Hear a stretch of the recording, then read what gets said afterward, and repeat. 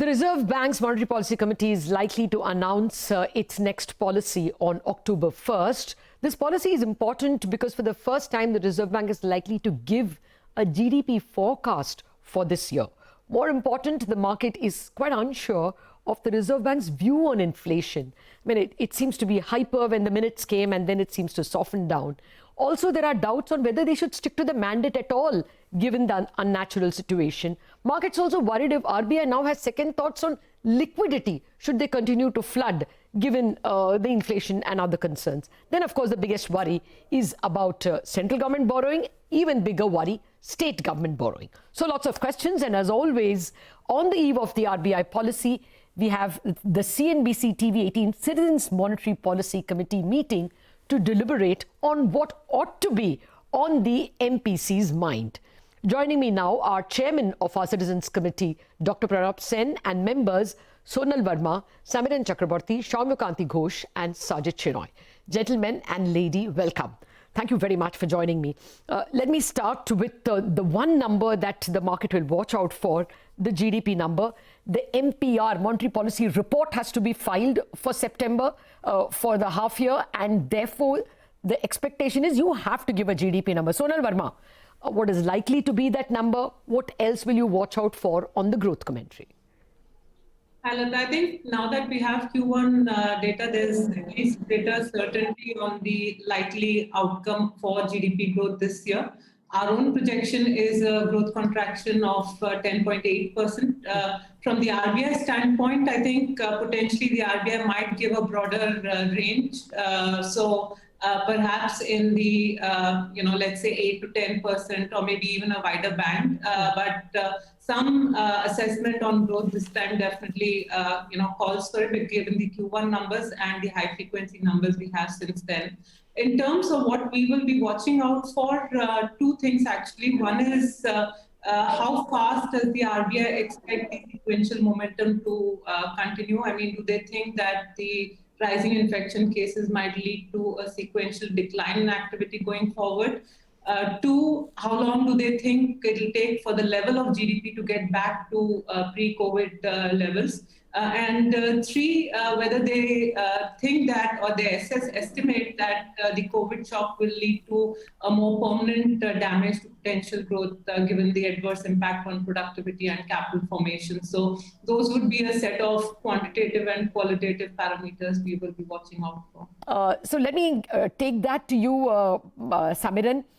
How will the RBI sound on inflation, or the MPC? I think RBI will also understand that because of the significant base effect that you have in the second half of the year, the headline inflation number is going to come down. So I'm pretty sure that MPC will give some comfort to the market on that front by clearly articulating that the worst on inflation is over. But having said that, the numbers that you have quoted on the forecast for the next 2 quarters essentially will translate into the index being practically same in March as what it has been in August. Now, that means in the second half, there is almost no sequential inflation that analysts like us, we are factoring in.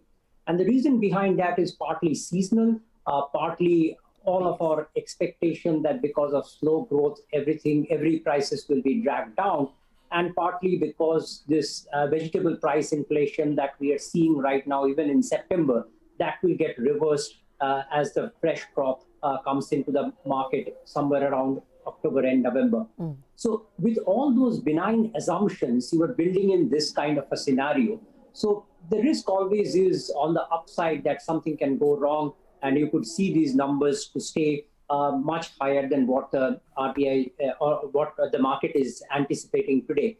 So I don't think it will be possible for RBI to completely ignore the inflation risks, because as you said, last 10 months average inflation has been 6.6%, much higher than what the MPC's comfort level is. But if you look at the internals of the inflation, what gives us comfort is that there are specific items from where the price pressures are coming. Like in core, it's simply to do with gold prices, taxes on petrol, diesel, and VAT on alcohol products. Other than that, the entire core is very much muted. Similarly, on food, it's much wider in food, but still, that's not something which should not be taken care of by the better crop that is expected after the summer season. So I'm not too worried on the inflation front, but at the same time, this is probably too early to wave the green flag also. Dr. Sen, what's your sense, sir? First, will this remain a big issue, or will they try to smother it by saying anyway WPI is negative, etc.? And secondly, more importantly, the MPC's mandate is going to be rewritten by March. We don't know who the three external members are. Do you think this is the RBI MPC could take a view that maybe we should even rethink the importance of inflation and the number in the scheme of things? Well, the MPC can't. I mean, they are mandated by law. They can certainly express their opinions to the finance ministry, but I would be very surprised if they try to interject that into the MPC minutes. I mean, I don't think that's going to happen. It would be bad form, really. Okay.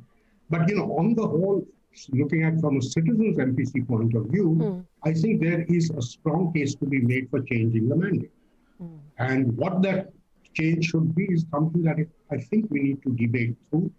We haven't even begun that process as of now. Yeah. But this is going to be a major issue. And I think the challenges that COVID and its aftermath have thrown up are not going to be amenable to the kind of narrow mandate that has been given to the MPC. I think the mandate would have to be significantly more. Okay, but just more to the point, sir, what are you expecting to hear from the statement, or should the statement say in terms of the growth inflation dynamics itself? As far as Go ahead, sir, please. Inflation dynamics are concerned, I think Sonal is right. They are going to play it a little cautious on the growth front. The system is pussyfooting around giving a hard figure, so it will be a range. And I think my guess was somewhere between 7 and 10%. Sonal has narrowed it down a little bit. So they're going to say that. I do not think they will give a strong comment on what is likely to happen next year, except maybe up to the first or second quarter. But again, because they'd be treading on dangerous waters, and that's an area that's best left to the reconstituted MPC. Okay. Now, as far as inflation is concerned, as things stand, they cannot ignore the CPI. So they are going to have to take a call. Shomran is right that the likelihood is that because of the base effect, the CPI is going to fall later during the year. But that's cold comfort. They will have to get, I think, a fair amount of input. And some thought will have to go into why the gap between the CPI and WPI has been widening over the last couple of months. And a lot of it is going to depend upon their take on the reason for that gap and what is being done to bridge it. Okay, so that's the point we should watch out for. How are they explaining the difference between the two? Soumya, very quickly, do you think any space exists for rate cut in this financial year? I think just to take that point forward of the inflation, because that will determine the course of rate cut trajectory, I think the inflation fundamentals currently, even though it seems that it will come down to say maybe less than 4% after December. But the point to note is that entirely depends on the shifting consumption habits, because until and unless the economy gets out of the lockdown mode, I don't think there could be a material and significant downward impact on the CPI, even though all the market forecasters have built into that. So having said that, our sense is that a rate cut this year looks unlikely. We recently estimated that the lower bound of a rate trajectory in India using 2005 to 2019 data is that around 3.5% is the lower bound of the policy report rate, and that rate is actually creeping up over time. Okay. So from that point of view, I think again the space for rate cut is exhausted. And my sense is that February could be a touch and go, but as of now, we are not expecting a rate cut in the current fiscal, even if we are going by the current inflation trajectory. Sajid, to you first. The Reserve Bank has been buying a lot of dollars. It's, I think, about $67 billion that it has bought from April 1st till the last available number. Simultaneously, the Reserve Bank seemed to indicate that there are limits. I mean, at least its action is that it has rolled back the LTRO money. It has taken it back. So it is giving a sense it is uncomfortable with too much liquidity. How are you going to look at the MPC statements or the RBI statements on liquidity? Because as we've written, this is, the RBI is facing the classical trilemma, or in this case, it's the quadrilemma, where you've got multiple objectives. On the one hand, they want to avoid a real appreciation of the currency because that will tighten financial conditions. On the other hand, you don't want to disincentivize capital flows when, the domestic financial system is under some stress. At the same time, this policy was compatible when inflation wasn't a concern and you were comfortable injecting liquidity. Now, if there is a concern about inflation, the fact that it's been above target for the last 10 months, you're faced with the trilemma. So I think the way the RBI has played this is that, in recent times, try and intervene in the foreign exchange market without increasing rupee liquidity. And so they've increased, they've let the rupee appreciate a little bit or intervened in the forwards market. Now, with some of the LTRO money withdrawn from the system, advanced tax collections have gone out. We're seeing that the surplus is down to 3.5 trillion. And that gives them a little bit more space, both to do OMOs and to intervene in the FX market. Ultimately, there is no easy way to get around the trilemma. What you need to do is, at different points in time, take the pressure off different instruments. If the focus right now is on managing inflation, then they will be less comfortable injecting rupee liquidity and trying to manage the currency through other manners. In time to come, if inflation becomes less of a concern, then they'll be more emboldened to intervene in the FX market, unsterilize, and also support the bond market.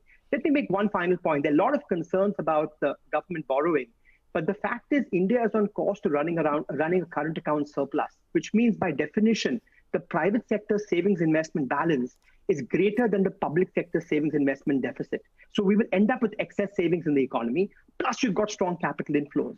So I think as long as the central bank can essentially signal that bond yields will not go up or not harden disruptively, we may be surprised by the proclivity of the banking system to actually absorb this government issuance in the second half of the year. And the fact that HTM limits have gone up also creates more space to absorb the STLs, which are typically higher yielding.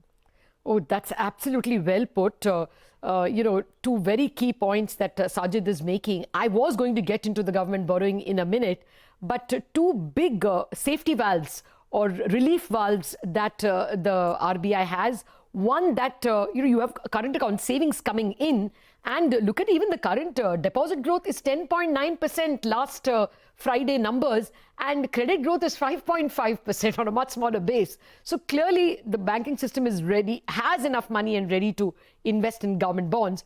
But that's not all. I want to have your views on, therefore, is it enough if the RBI just announces these steps like HTM and OMOs, or does it have to give a clear indication in the policy itself by announcing an OMO calendar or something like that? Those questions to my MPC committee after this break.